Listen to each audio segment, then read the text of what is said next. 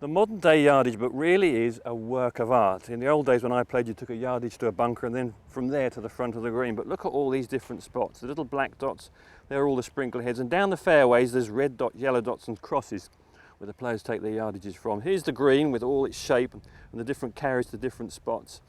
They've also got a north, south, east and west, so you know where the wind's coming from. Plus, amazingly, to these spots on the fairways, they've got how far it is uphill from the tee and up and downhill to the green. They really are a total work of art. There's nothing missed. And these spots are sort of placed equidistant up the fairway.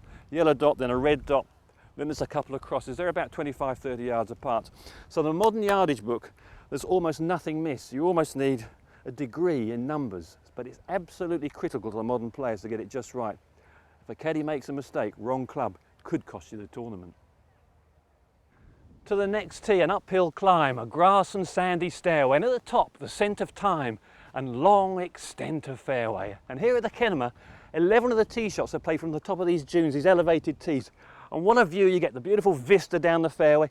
You can see everything, the challenge in front of you. You can see the sides of the fairways. But one of the problems here with the high spots, if the wind's blowing up here, it's so exposed, the crosswinds, down breezes.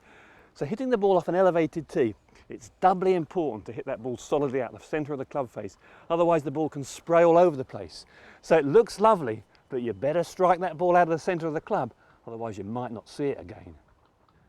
The pin at number 13 today is in the back right hand corner, a very narrow portion of the green. In fact, I'm not quite sure how wide it is, but it must be right on the limit of how wide it can be. Let's have a look. 1, 2, 3, 4, 5, 6, 7, 8 wide. There's a little contour to the right of the green that you can use. You can pitch the ball on this right side here. If you pitch it into this bank, well, it might save you, or it could perhaps kick onto the green. The danger here with this narrow portion of the green is drifting down the left. If you go down to this left side and you literally are 4 yards and you're down to this hollow, and it's a horrible spot because loads of players have been down here in the past. You're unlikely to get a flat lie. It's sandy and gnarly. So this back pin today at number 13, you've got to be very careful of. Narrow portion of the green, favour the right side, but drift down the left, and you're here. A sort of golfing Alcatraz. The 15th green isn't the biggest green on the golf course, but it's a tricky old par 3, the tee back yonder. And at the front of it are the 2 bunkers. Well, you wouldn't think you'd like to go into it, but 1 or 2 players have, and it must have the steepest lip in golf. Oh my goodness, it must be 25 feet up there. So if you go in those, it's very difficult to get down into, particularly if there's a bit of breeze about. It's easy to misjudge. Chris Woods went in there on the second day and it's very tricky. Also, it looks fairly innocuous if you just drift down this left side. Those bunkers are devilish. If you just drift down the left, there's this little slope here. You're trying to hold it into the wind just drags it.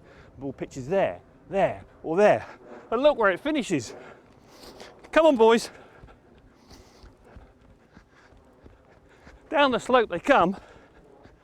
And now, you're almost 60 yards away. The hole's only 160. If a half a decent tee shot is drifted 4 or 5 yards to the left, now you've got this devilish shot. So this short hole, picking the right club, absolutely vital. Otherwise you're uphill and down, and you're totally out of breath. Well, most players arrive at the golf course about an hour and 15 minutes before play. Perhaps they go to the gym for a bit of a stretch and a warm-up. And a time on the range where they just swing nice and slowly to try and get the rhythm for the day, to loosen up all the golfing muscles. Then a bit of chipping and putting. And then they still walk to the first tee, which they come to about 5 minutes before. Gather themselves together, doing everything very slowly.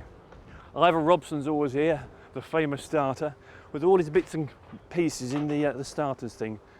Ivor's a draw sheet. The players will pick up a pin position sheet, of course, where all the flags are marked. Perhaps a tee, a few lovely tees, or a pencil. All the time doing it nice and slowly, no rushing. Then it's your turn to hit. And the beauty of golf is you know when you're going to have to do it. You're going to have to tee your ball up between the clogs. Gathering yourself together. This first tee isn't too wide. And what you've got to do in the morning, you don't have to swing Sid snatch. It's got to be a smooth one. Alistair Cadogan. And that ball will rip away. Always take your time on the first tee.